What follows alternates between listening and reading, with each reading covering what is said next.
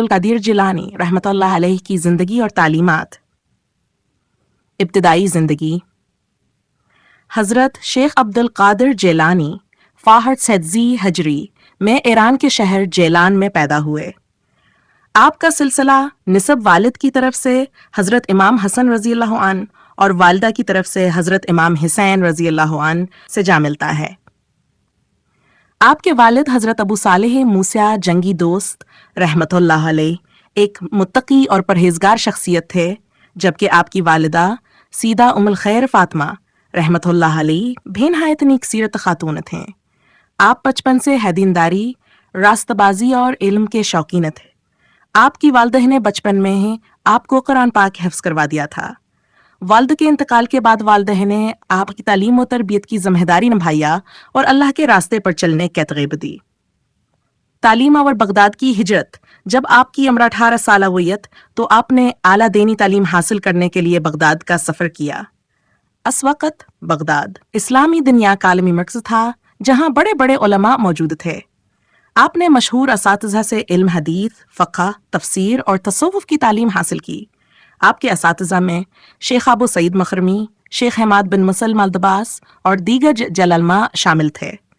तालीम मुकम्मल करने के बाद आपने 40 साल तक मुसलसल रियाज़त और मुजाहिदा किया।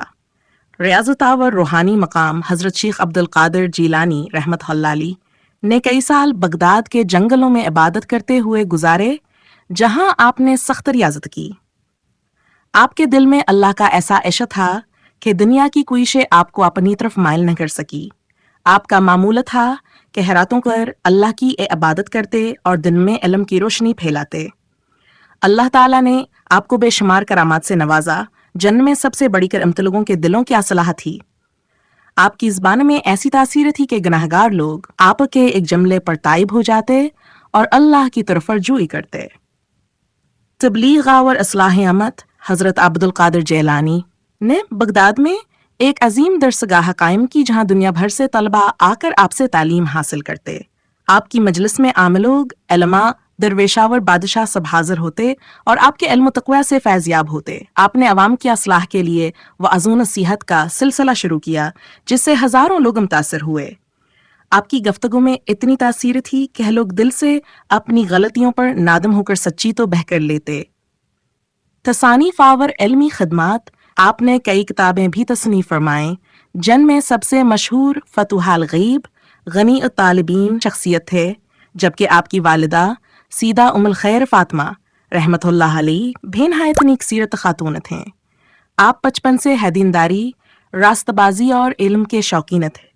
आपकी वालिदा ने बचपन में ही आपको कुरान पाक हिफ्ज़ करवा दिया था। वालिद के इंतकाल के बाद वालिदा ने आपकी तालीम और तरबियत की जिम्मेदारी निभाया और अल्लाह के रास्ते पर चलने की तरगीब दी। तालीम और बगदाद की हिजरत। जब आपकी उम्र 18 साल हुई तो आपने आला दीनी तालीम हासिल करने के लिए बगदाद का सफ़र किया। उस वक़्त बगदाद इस्लामी दुनिया का आलमी मरकज़ था, जहाँ बड़े बड़े उलमा मौजूद थे। आपने मशहूर असातिज़ा से इल्म हदीस, फ़क़्ह, तफसीर और तसव्वुफ़ की तालीम हासिल की। आपके असातिज़ा में शेख अबू सईद मखरमी, शेख हमाद बिन मुसल्लम अल-दबास और दीगर जलालमा शामिल थे। तालीम मुकम्मल करने के बाद आपने 40 साल तक मुसलसल रियाज़त और मुजाहिदा किया। रियाज़त और रूहानी मकाम हज़रत शेख अब्दुल कादिर जिलानी रहमतुल्लाह अलैह ने कई साल बगदाद के जंगलों में इबादत करते हुए गुजारे, जहां आपने सख्त रियाज़त की। आपके दिल में अल्लाह का ऐसा इश्क था कि दुनिया की कोई शे आपको अपनी तरफ माइल न कर सकी। आपका मामूल था कि रातों पर अल्लाह की इबादत करते और दिन में इल्म की रोशनी फैलाते। अल्लाह ताला ने आपको बेशुमार करामात से नवाजा, जिनमें सबसे बड़ी करमत लोगों के दिलों की असलाह थी। आपकी ज़बान में ऐसी तासीर थी कि गुनाहगार लोग आपके एक जुमले पर ताइब हो जाते और अल्लाह की तरफ रुजू करते। तबलीग और इस्लाह अमत। हज़रत अब्दुल कादिर जिलानी ने बगदाद में एक अजीम दरसगाह कायम की, जहां दुनिया भर से तलबा आकर आपसे तालीम हासिल करते। आपकी मजलिस में आम लोग, उलमा, दरवेशावर, बादशाह सब हाजिर होते और आपके इल्म तक़वा से फैज़याब होते। आपने अवाम की असलाह के लिए वअज़ नसीहत का सिलसिला शुरू किया, जिससे हज़ारों लोग मुतासिर हुए। آپ کی گفتگو میں اتنی تاثیر تھی کہ لوگ دل سے اپنی غلطیوں پر نادم ہو کر سچی تو بہہ کر لیتے۔ تصانیف اور علمی خدمات، آپ نے کئی کتابیں بھی تصنیف فرمائیں، جن میں سب سے مشہور فتوح الغیب، غنی الطالبین اور الفتح الربانی شامل ہیں۔ ان کتابوں میں اسلامی تعلیمات، تصوف، فقہ اور روحانی اصلاح کے موضوعات پر تفصیل سے روشنی ڈالی گئی ہے۔ آپ نے دین اسلام کو خرافات سے پاک کرنے کے لیے بہت کام کیا اور تصوف کو حقیقی اسلامی تعلیمات کے مطابق پیش کیا۔ کرامات اور روحانی مقام، حضرت عبد القادر جیلانی علیہ کو غوث العظم، سب سے بڑا مددگار، کا لقب دیا گیا۔ آپ کی کرامات بے شمار ہیں، جن میں سب سے بڑی کرامت لوگوں کے دلوں کی اصلاح اور انہیں راہ حق پر لانا تھا۔ کہا جاتا ہے کہ ایک دفعہ ایک شخص آپ کے پاس آیا اور بولا، شیخ، میں نے بہت گناہ کیے ہیں، کیا میری بخشش ہو سکتی ہے؟ آپ نے فرمایا، اگر تم سچے دل سے توبہ کرو تو اللہ کی رحمت تمہیں ڈھانپ لے گی۔ وہ شخص رو پڑا اور آپ کی نصیحت پر عمل کرتے ہوئے نیک راہ پر چل پڑا۔ وفات اور ورثہ، حضرت عبد القادر جیلانی 60 ایئر ہجری میں بغداد میں وفات پا گئے۔